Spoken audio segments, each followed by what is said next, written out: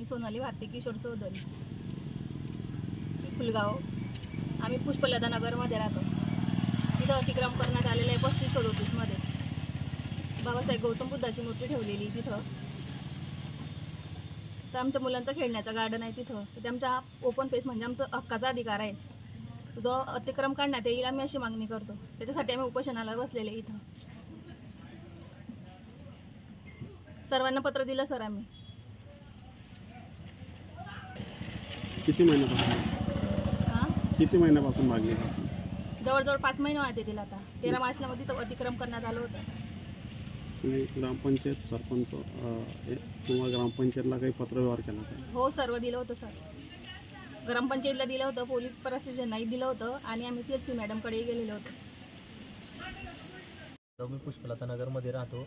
गट नंबर 35-37 मध्ये काही लोकांनी अनधिकृत अतिक्रमण करून तिथं भगवान गौतम बुद्धाची मूर्ती बसवलेली आहे व आम्ही प्रशासन, जिल्हाधिकारी साहेब, SP साहेब, फुलगाव ग्रामपंचायत आणि अजून तहसीलदार यांना पत्रसुद्धा 4 महिन्यापासून आम्ही त्यांच्या दालनाच्या फेऱ्या मारत आहे. तरी त्यांना पत्र देऊनसुद्धा तरी ते आमची कुठल्याही प्रकारची दखल घेत नाही. आम्ही सर्व म्हाताऱ्या बाया वगैरे लहान मुलं घेऊन तिथं दरवेळेस जातो, तरी ते आमची कुठलीही दखल घेत नाही आहे आणि पोलीस प्रशासन कुठलीही मदत करत नाही आहे.